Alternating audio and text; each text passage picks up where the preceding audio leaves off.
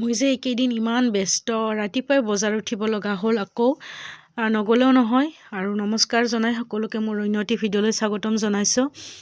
এটি সৰু mini blog দিবলৈ চেষ্টা কৰিছোঁ। আজি ভিডিঅ'টো সম্পূৰ্ণ ঘৰুৱা, ঘৰতনো কি কৰোঁ তাকে দেখুৱালোঁ। এঠাইলৈ ওলাই গৈছিলোঁ মানে এটি সিধা দিবলৈ গৈছিলোঁ। তাৰ পৰা আহিতো জানেই আৰু গা পা ধুব লগা হয়, কানি কাপোৰবোৰ ভিজাব লগা হয় তেনেকুৱা।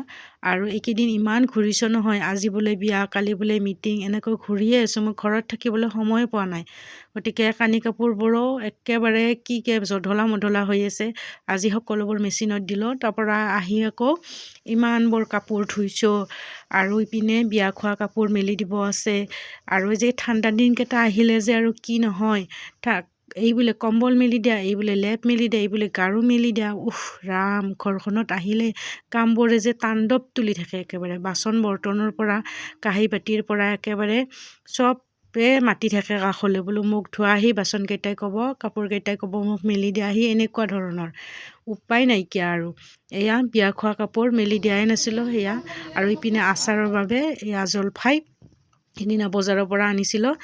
জলফাইকেইটা এনেকৈ ভুন্টি হৈ গৈছে আৰু কমলা টেঙাৰ বাকলি কেইটামানো শুকাবলৈ দিয়া আছে। ইপিনে এটা বটলত আচাৰ অকণ বনাইছে আৰু বাকীখিনি আছে বাৰু বনাবলৈ। আৰু ইপিনে বজাৰৰ পৰা আহিছিলোঁ নহয়, আৰু এইবোৰ বজাৰ এনেকৈ ফ্ৰিজত সামৰি থ'ব লগা হৈছে। আৰু মই যে ফ্ৰিজত এনেকৈ পলিথিনত আঞ্জা পাচলিবোৰ এনেকৈ ভৰাই থওঁ, নহ'লে যে একেবাৰে শুকাই লেৰেলি যোৱাৰ নিচিনা হয়। সেয়েহে ফ্ৰিজত এনেকৈ বান্ধি ভৰাই থওঁ। আৰু কোনে এনেকৈ ভৰাই থওঁ কমেণ্ট কৰি জনাবচোন। আৰু এইটো আজি সম্পূৰ্ণ ঘৰুৱা ভিডিঅ' দিছোঁ দিয়ক, কেনেবা পায় আপোনালোকে। এয়া এনেকৈ ফ্ৰিজত ভৰাই থৈছোঁ।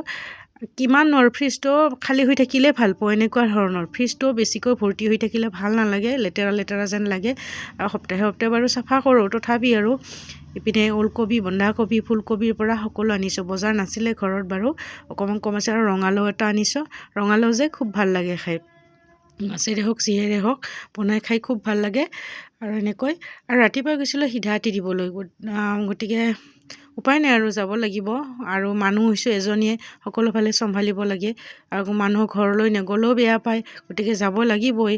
আৰু তেতিয়াহে আত্মীয়তাবোৰ থাকিব, এনেকুৱা ধৰণৰ। গতিকে সকলো পিনে আৰু চম্ভালি থাকোঁ। ভণ্টি আছে কাৰণেহে এনেকৈ পাৰিছোঁ যাবলৈ, তাইয়ে বেচেৰি ঘৰখন চম্ভালি থাকে। মই আৰু এনেকৈ বাহিৰাকে ঘূৰি থাকিব লাগে। মানুহজনে সদায় সময় নাপায়, গতিকে ময়ো যাব লাগে, মানুহজনেও যাব লাগে। আৰু বজাৰ সমাৰ এনেকৈতো যাই থাকিব লাগেয়ে, উপায় নাই আৰু। গতিকে ইমান ব্যস্ত। আৰু সেই দুদিনমান দেখুৱাইছোঁ বিয়াত যোৱা, সেয়াও আৰু ইপিনে গোটৰ মিটিং যে উদ্যমিতা আঁচনিৰ মিটিং আছিল, তালৈও সিদিনা দিনটো তাতেই গ'ল।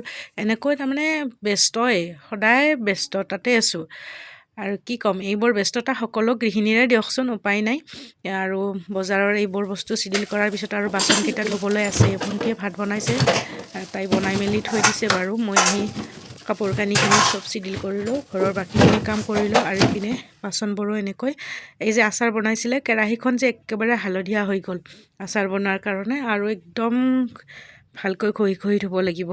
এয়া ইপিনে তাইও পাকঘৰটো ভাত আঞ্জা হৈ গ'ল, পাকঘৰটো সাৰিছে। ইপিনে মানুহজন আহিলে আৰু ভাত দিবই লাগিব, ইপিনে ক'ৰবাত মিটিং থাকিবও পাৰে। সেয়েহে তাড়াতাড়ি কৰিছোঁ। দুয়োজনে দুফালে কাম কৰোঁ, তথাপি হৈ নাই। এই ঠাণ্ডাৰ দিনকেইটা যে ইমান নহয়, ইমান সৰু দিন, তাৰমানে কোনোফালে আজৰি নাপাওঁ। ইপিনে ফল মূল কেইটামানো আনিছিলোঁ, সেইখিনিও আজৰি কৰিব আছে। আৰু আজি ভিডিঅ'টো ইমানেই আছিল, কেনে পালে জনাব আৰু প'ষ্টটো ফ'ল' কৰি দিবলৈ নাপাহৰিব।